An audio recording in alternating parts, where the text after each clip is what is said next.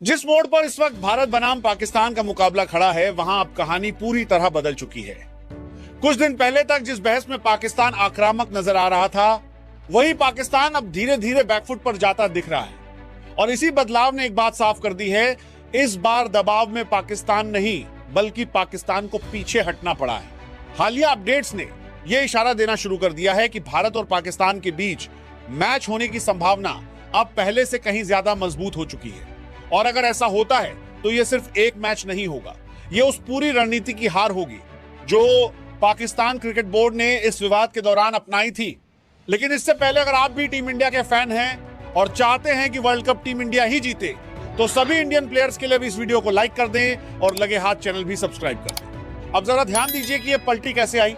जब यह मामला उठा था तब पाकिस्तान की तरफ से कड़ा रुख दिखाया गया, बयान आए, शर्तें रखी गई और यह संदेश देने की कोशिश की गई कि पाकिस्तान अपने फैसले पर अडिग है। लेकिन जैसे जैसे समय बीतता गया, तस्वीर बदलती चली गई। अंतर्राष्ट्रीय स्तर पर बातचीत बढ़ी, टूर्नामेंट के संतुलन, ब्रॉडकास्टिंग और ग्रुप समीकरणों पर चर्चा तेज हुई और यहीं से इंटरनेशनल क्रिकेट काउंसिल ने अपना असली खेल दिखाया। आईसीसी ने किसी भी तरह की जल्दबाजी नहीं दिखाई, ना ही कोई सार्वजनिक टकराव।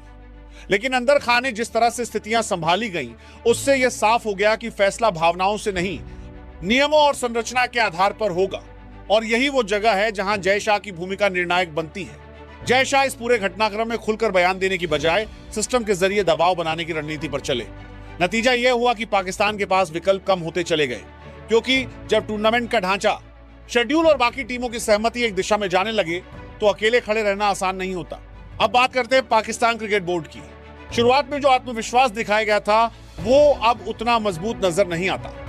अंदरूनी संकेत ये बताने लगे हैं कि पाकिस्तान पर अंतर्राष्ट्रीय दबाव बढ़ रहा है, सिर्फ क्रिकेट का नहीं बल्कि छवि का दबाव। और इसी दबाव में मोहसिन नकवी की रणनीति कमजोर पड़ती दिख रही है, क्योंकि जब किसी बोर्ड को यह महसूस होने लगे कि उसका रुख उसे अलग थलग कर सकता है, तो वहां मजबूरी जन्म लेती है। और यही मजबूरी अब पाकिस्तान क्रिकेट बोर्ड के फैसलों में झलकने लगी है। बयान नरम हुए हैं, बातचीत के संकेत मिले हैं और सबसे अहम बात, मैच होने की संभावना अब खुद पाकिस्तान की हार की कहानी कह रही है। अगर यह मुकाबला होता है तो यह साफ संदेश होगा कि इंडिया और आईसीसी की रणनीति ने काम किया। भारत ने किसी भी स्तर पर झुकने की जरूरत नहीं समझी, नियमों के दायरे में रहकर शांत तरीके से स्थिति को अपने पक्ष में मोड़ा। यही असली डोमिनेंस होती है। पाकिस्तान की समस्या यह नहीं थी कि वो मैच नहीं खेलना चाहता था, समस्या यह थी कि वो अपने फैसले को लागू कराने की स्थिति में नहीं था। और जब कोई बोर्ड उस स्थिति में नहीं होता तो अंत में उसे पीछे हटना ही पड़ता है। अब सवाल सिर्फ इतना नहीं है कि मैच होगा या नहीं, असली सवाल यह है कि इस पूरे विवाद से कौन मजबूत होकर निकला। और जवाब साफ है, आईसीसी ने यह दिखा दिया कि वो अभी भी टूर्नामेंट की सबसे बड़ी अथॉरिटी है।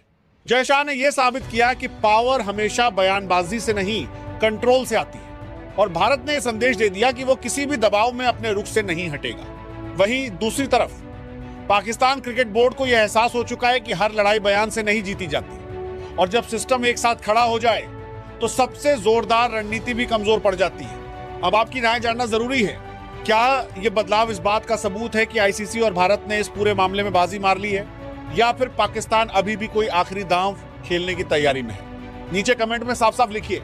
वीडियो पसंद आए तो लाइक करें, शेयर करें और चैनल से जुड़े रहें।